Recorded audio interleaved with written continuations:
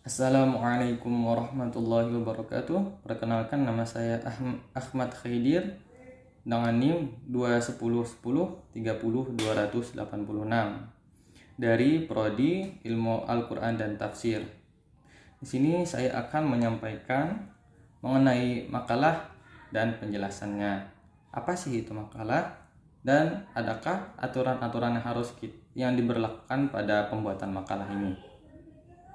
Mari kita masuk pada topiknya. Makalah merupakan salah satu contoh dari beberapa karya tulis ilmiah. Dari sini kita harus mengenal terlebih dahulu apa itu karya tulis ilmiah atau KTI.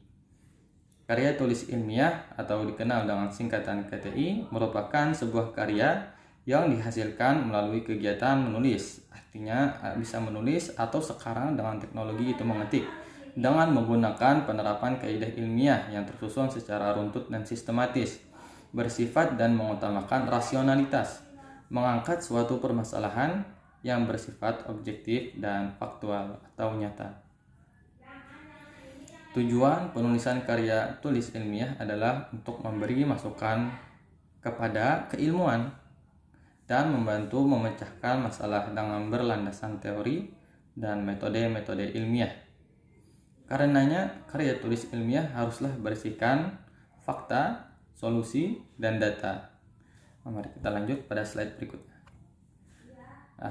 Kita memasuki pada pengertian makalah. Menurut Kamus Besar Bahasa Indonesia, makalah adalah yang pertama, tulisan resmi tentang suatu pokok yang dimaksudkan untuk dibacakan di muka umum dalam suatu persidangan dan yang sering disusun untuk diterbitkan. Dari sini kita bisa mengambil kesimpulan bahwasanya makalah ini termasuk pada tulisan resmi, artinya harus menggunakan bahasa yang baku, tidak boleh disingkat atau tidak boleh dengan bahasa yang non formal. Karenanya kita harus menggunakan bahasa yang formal untuk dipublikasikan dan dipahami oleh orang lain. Yang kedua, karya tulis ini diperuntukkan untuk pelajar atau mahasiswa sebagai laporan hasil pelaksanaan tugas sekolah atau perguruan tinggi. Adapun pengertian yang saya kutip dari buku pedoman KTI karya tulis ilmiah UIN Antasari edisi 2021, makalah adalah karya tulis yang memuat pemikiran tentang suatu masalah atau topik tertentu yang ditulis secara sistematis dan runtut, dengan disertai analisis logis dan objektif yang disusun mengikuti kaidah-kaidah ilmiah yang bentuknya relatif pendek. Ya, ada beberapa instruksi yang harus kita laksanakan atau yang harus ada pada penulisan makalah ini. Yang pertama, cover di sini memuat nama, NIM, logo dari universitasnya, nama dosen, dan juga judul makalah. Oke, yang kedua, pendahuluan. Pendahuluan adalah ulasan singkat mengapa kita mengambil topik atau judul atau pembahasan yang kita angkat. Pendahuluan juga bisa dimuat dengan latar belakang atau juga disertai dengan rumusan masalah. Baiklah, kita masuk pada yang ketiga, isi atau pembahasan.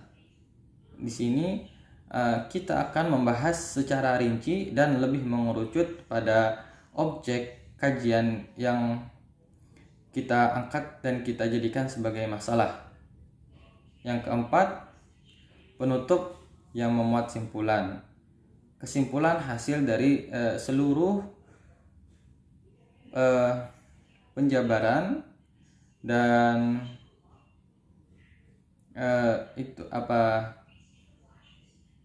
penjelasan kita terhadap masalah yang kita angkat. Yang kelima, daftar pustaka sebagai bukti literatur kajian kita terhadap masalah yang kita angkat. Oke, baiklah, kita lanjut pada slide berikutnya. Ada beberapa format penulisan pada makalah yang harus kita ikuti. Yang pertama, ini saya memuat pada umumnya. Yang pertama, makalah tidak perlu memuat kata pengantar, daftar isi, dan penggunaan bab. Kata pengantar biasanya dimuat pada skripsi saja. Adapun daftar isi dan penggunaan bab sebagaimana di pengertian sebelumnya, bahwasanya makalah ini kebiasaannya itu relatif pendek. Jadi tidak perlu memuat daftar isi dan penggunaan bab. Yang kedua, jarak penulisan atau line spacing dengan jarak 1,5 untuk teks Latin dan 1 untuk teks Arab pada kertas HVS putih ukuran A4 kuarto. Yang ketiga, jumlah referensi. Jumlah referensi ini kondisional, artinya tidak menentu. Biasanya pada umumnya itu minimal 5 atau minimal 10. Yang keempat, diketik dengan gaya penulisan Times New Roman ukuran 12 atau tradisional Arabic ukuran 16 untuk penulisan bahasa Arab. Yang kelima, format margin. Margin dalam penulisan makalah adalah margin atas dan kiri adalah 4 cm dan margin bawah dan kanan 3 cm. Makalah yang berbahasa Arab menggunakan margin atas dan kanan 4 cm, margin kiri dan bawah 3 cm. Perlu diingat bahwasanya satuan dari ukuran ini adalah cm. Ketika kita sedang menyeting atau mengubah format margin disertai dengan cm agar sesuai dengan apa yang dikehendaki. Yang keenam, menggunakan justify atau rata kiri dan kanannya. Baiklah, itu saja penyampaian dari saya.